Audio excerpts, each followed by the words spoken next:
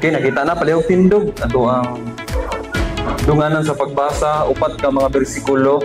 Ephesians chapter 6, verses 5 to 8. Ready? Go. Kamong mga ulipon, pag masinugtanon kamo sa inyong mga agalon, tahura sila. Buhata kini sa kinasingkasing gayud, sama ra nga si Kristo mo inyong gialagaran.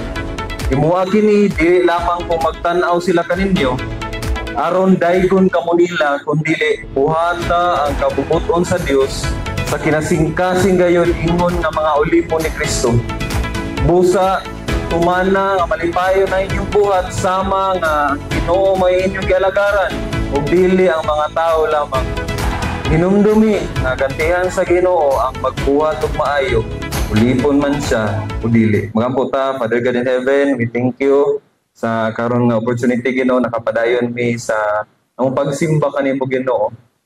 Sayod kami nga ikaw ang Dios nga nagmatinud-anon sa among kinabuhi, ebidensya nga naa kami diri karon Ginoo, nagrasyahan, gi-extend mo imong grasya kanamo, gi-extend among kinabuhi aron makapadayon kami sa among pag-alagad kanimo sa among pagsimba kanimo.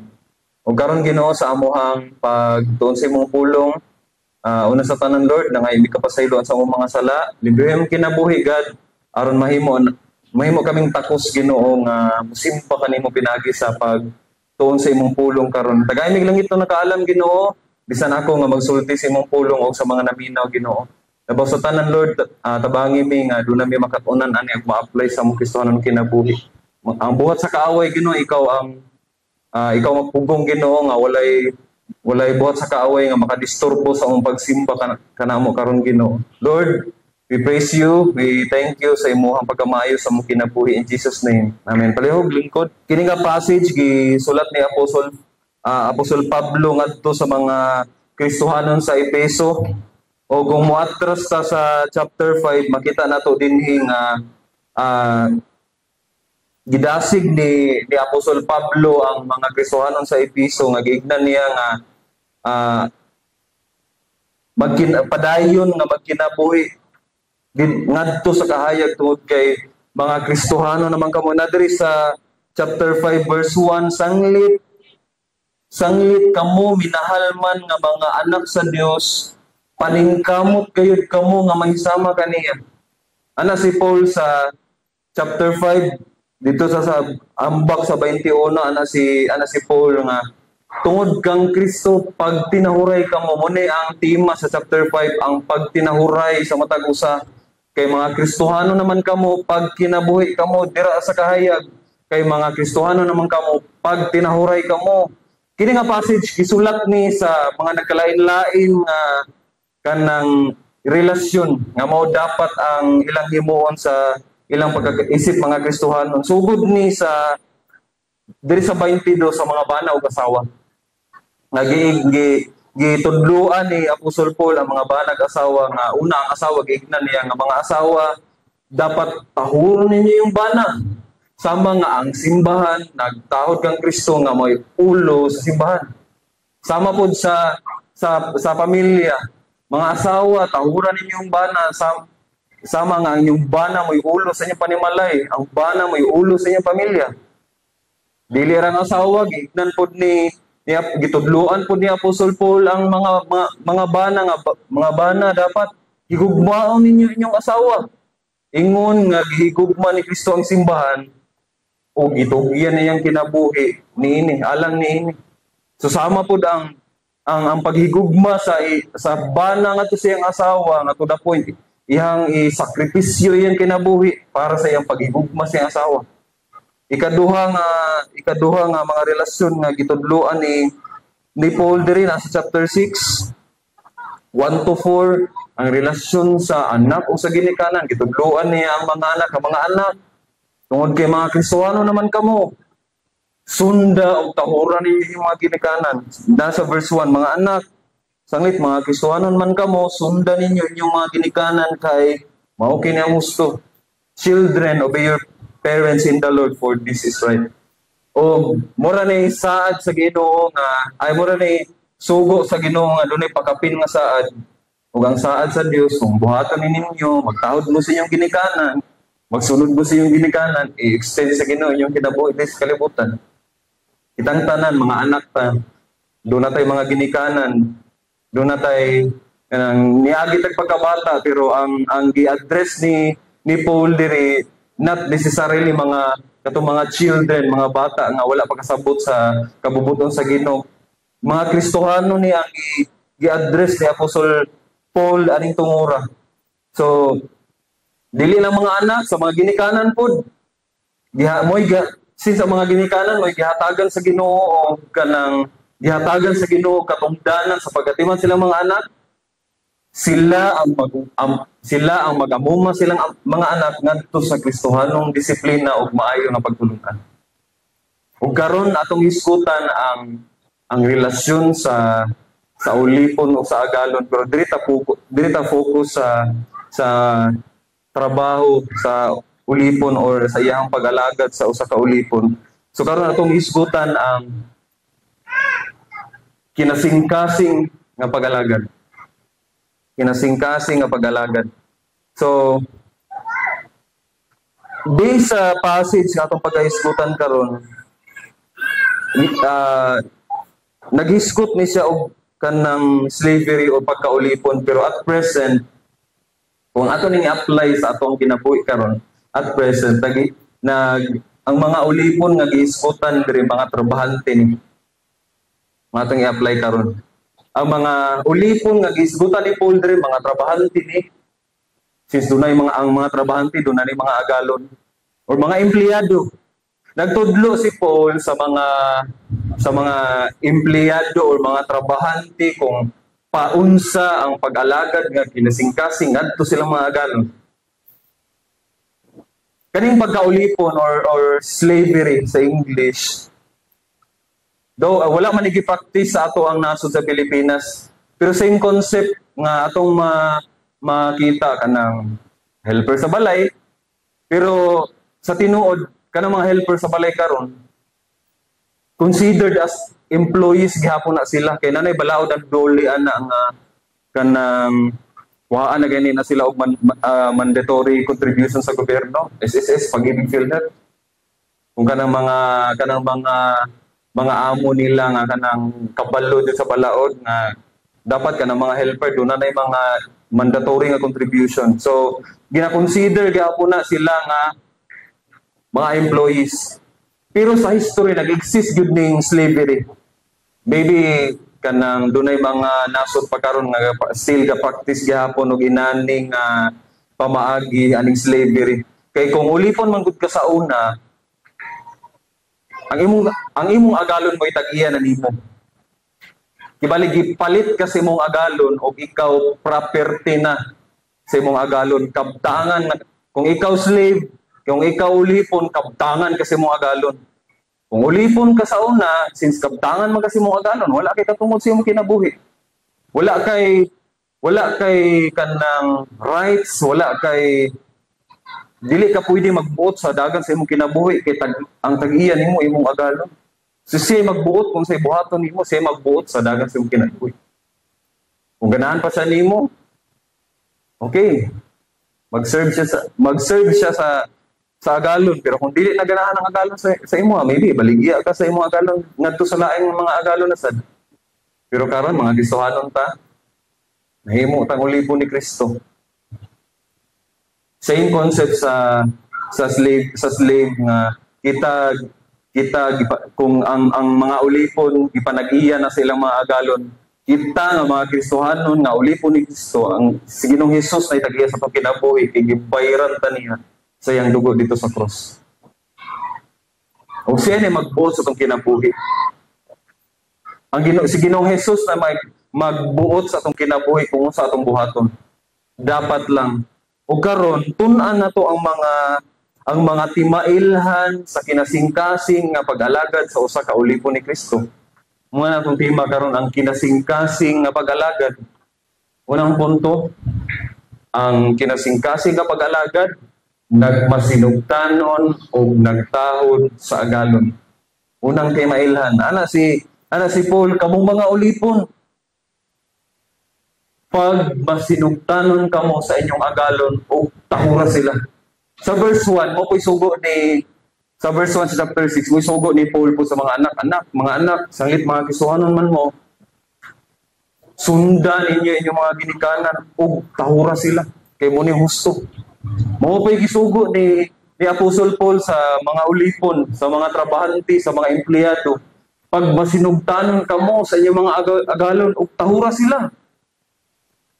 Honor, respect, tahura. Sa workplace, kita itong agalon. Kung doon ay mga trabahante, halusa man diri kay mga trabahante. Doon ay mga teacher, mga nasa private sector, na ay mga uban pa nga mga empleyado na narbaho. Atong mga agalon, doon natay kung sa private, natay manager, mga atong direct head, muna ito ang ibali makonsider as agalon. Sa eskwelahan, mga teacher na ay principal. O mismo ang tag-iya sa imo ang gitrabahuan nga business establishment, nga negosyo. So muna ato sa earthly nga view, muna sila ato mga agalon. Gitudluan ta ni Paul nga magmasinugtanon o magtahod ta nila.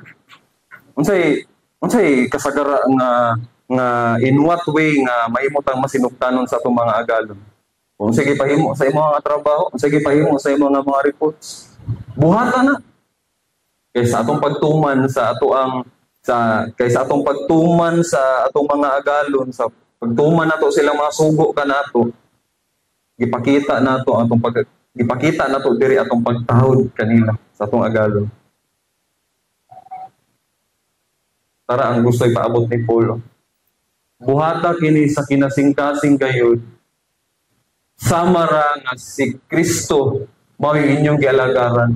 Mo'y gusto nga ipaabot nga punto ni Paul nga kung naaman ta nangalagad sa ato ang mga earthly master karon sa atong mga agalon sa atong trabaho, mag-alagad mo kanila, sunda sila, tahura sila, sama nga si Kristo ang Ginoo inyong gitahod, inyong gisunod. Basin mo imong ta nga no choice mutahod gyud ta sa atong amo, atong mga agalon kay mo naman gyud siya man gyud atong wala may ilain, siya man ang ato ang na boss dira. Gusto ni take note, ang gusto ni Paul, ang gusto sa Ginoo kinasingkasing di agad nga manarbaho kada tungod kinapugos ra ka, dili ta magtinapulan niya kanang magtinapulan ta niya sweldo ra din atong giapas, sweldo ra atong gihulat. Sige to complain sa atong trabaho. Sige po tang complain, why increase sa sweldo? Kita mga trabahante kay gusto ta nga increase na itong sweldo, pero dili ka gusto nga increase na imong load sa trabaho. Usahay, inana akong ma-witness, dugay-dugay naman po ko ng trabaho sa co-op. Usahay, inana akong ma-observe. Ganyan mga kuwan, okay.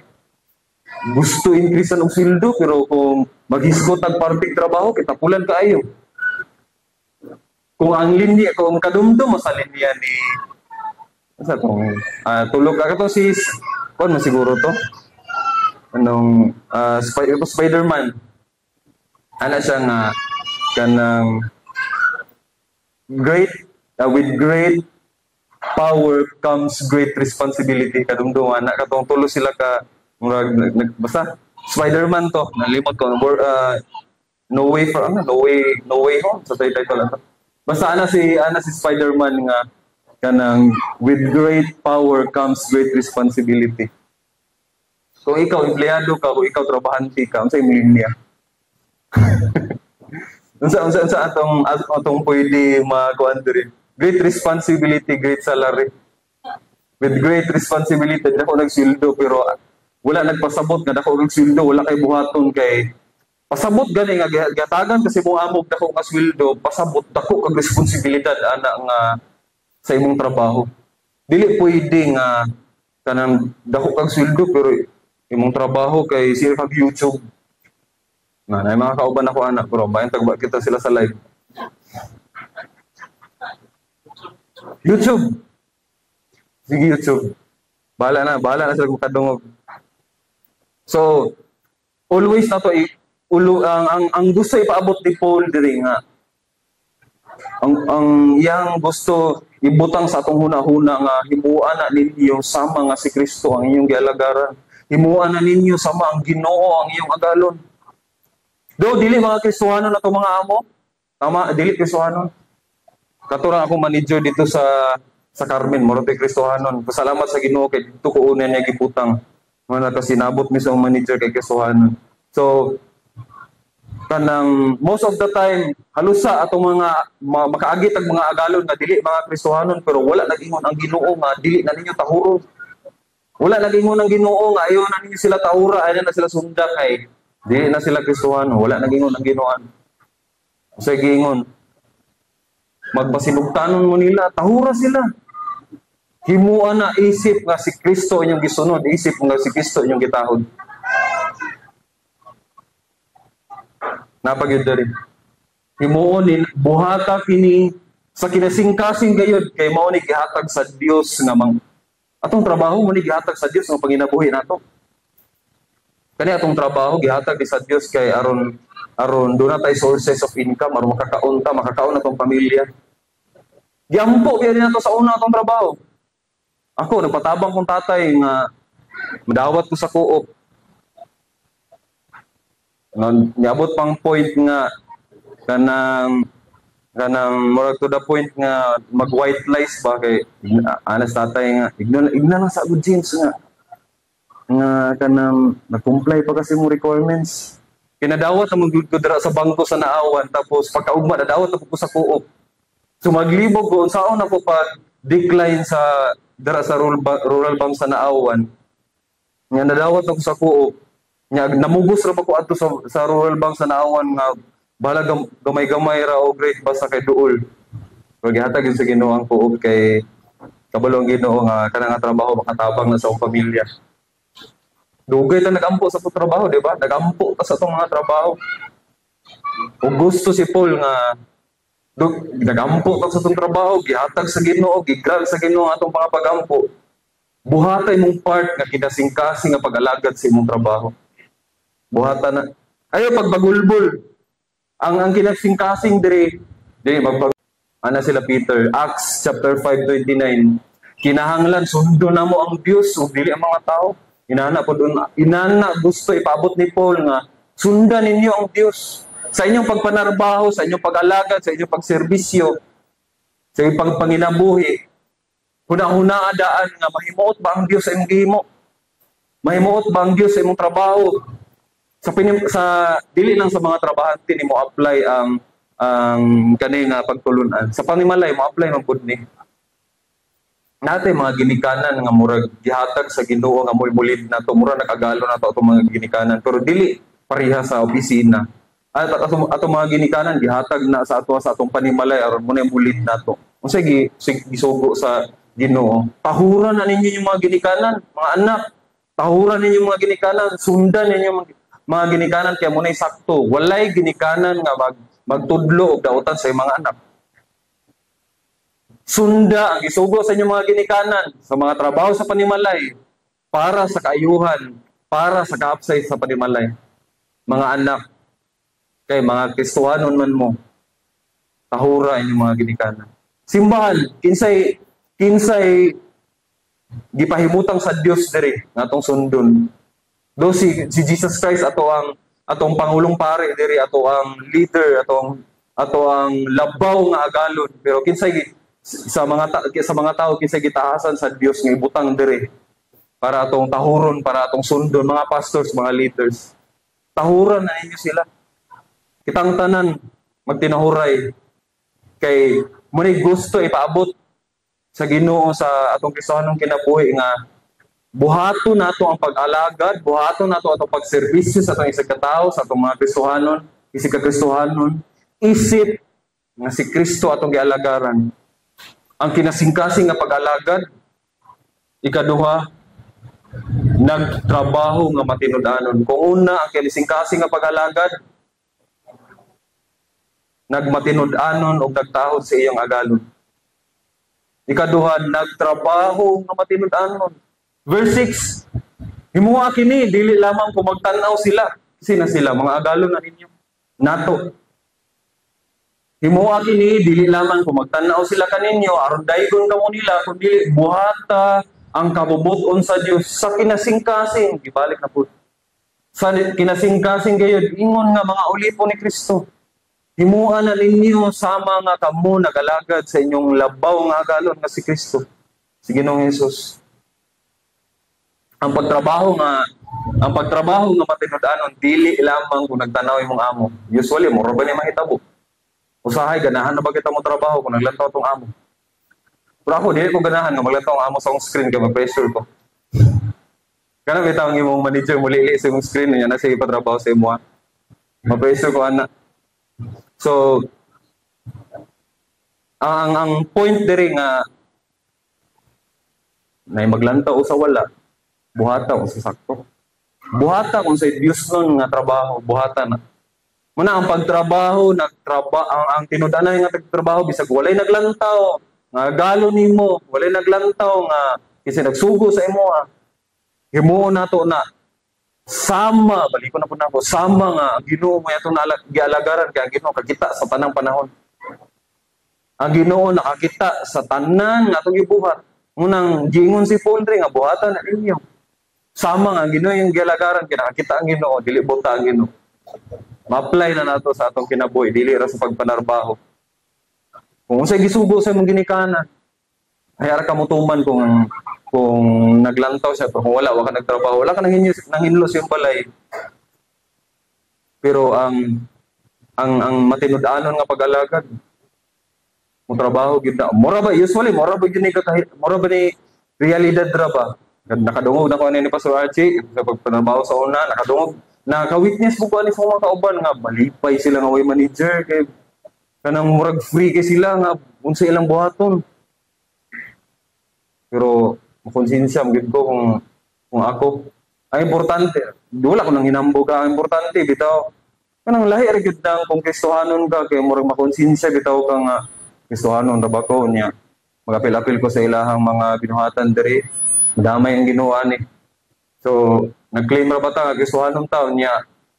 Malipay pud ta wala atong mga agalon, malipay ta wala atong manager. Mahimo din ta bisag unsa na natong himuon dira. No, dili na mo gusto sa Ginoo. Nakakita inyong manager, nakakita inyong agalon o wala. Buhata ko si sakto. Buhata mga butang nga malipay ang Ginoo.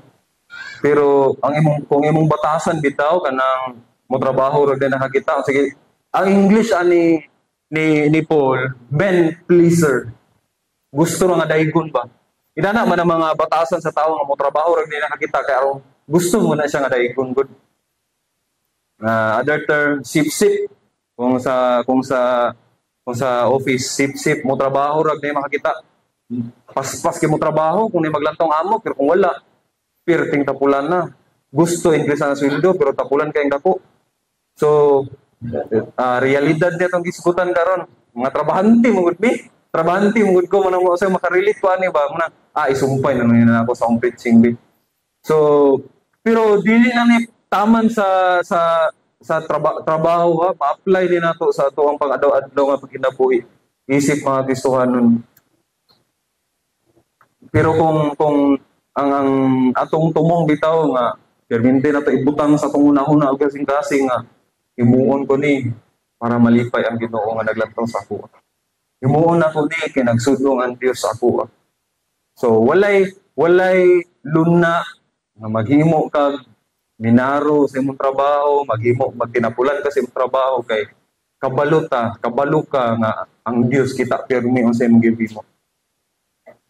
Sa simbahan ta.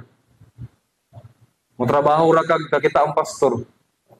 Mo trabaho ra kag sugo ka sa pastor pero wala ka kita sa imo, wala ka gitrabaho. Mo trabaho ra kag kita ang pastor aron sa sunod dili na kanya suguon. Lain na pud kay ni trabaho naman ka. Inana ba ang gusto sa Ginoo? Dili na tinudanay nga spiritual gift kay pagitang tao ra na imong pagserbisyo ang ingon ni Pastor Bingpong ganina ang tinudanay nga dunay nabatunan nga spiritual gift of service. Bisan ikaw ra isa mo trabaho ka. Ngay nakakita o wala.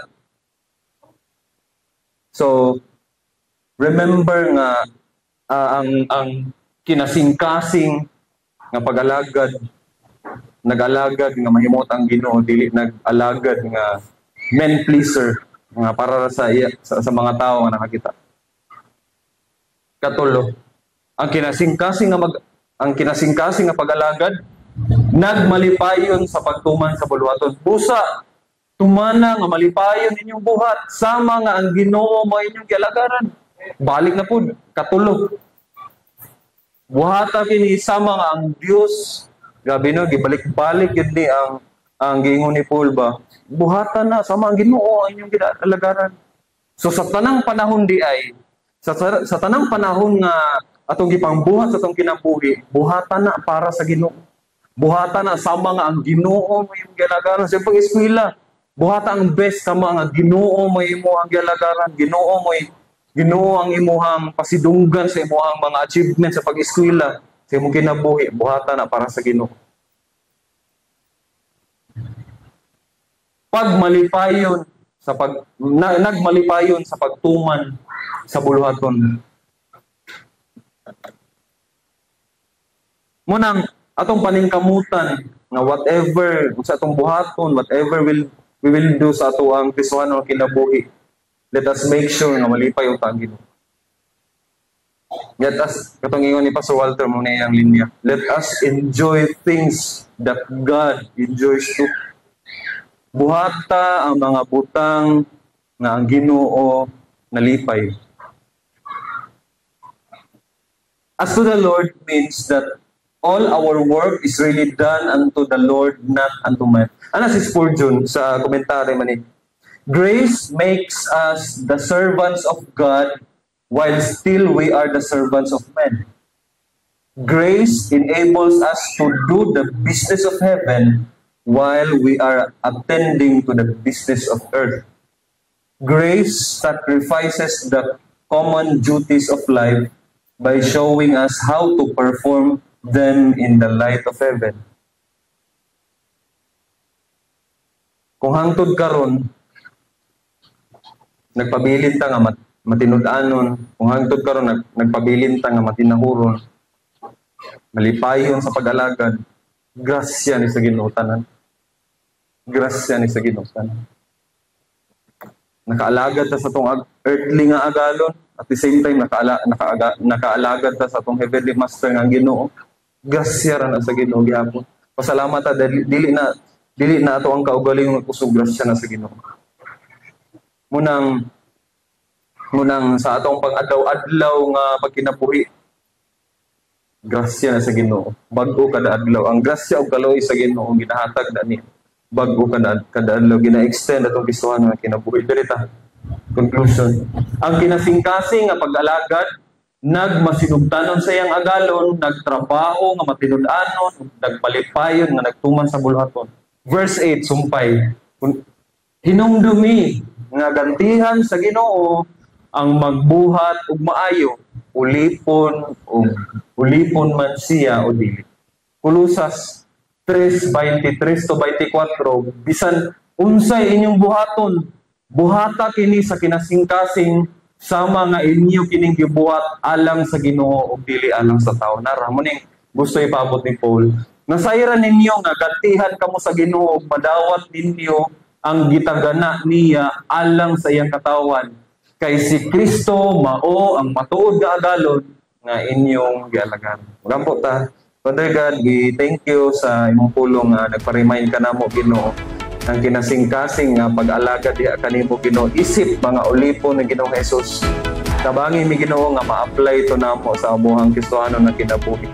Tabangi mi nga mahimo mi matinahuron, mahimo mi masinibtanon, matinud-anon sa trabaho, matinud-anon sa pag-alagad, matinud-anon sa among banag asawa, sa among pamilya, sa tanan nga aspeto sa among Kristohano na kinabuhi Ginoo, tabangi mi nga mabatunan to nabo nga mga karakter, mga traits Ginoo sa amuhang pag-alagad ng Kristohano. Tabangi mi nga padayon mi nga magpalipayon kinasingkasing nga magserbisyo kanimo Ginoo, kay nasayod kami Ginoo nga duna ni dakong kahimuan sa imong buluhaton.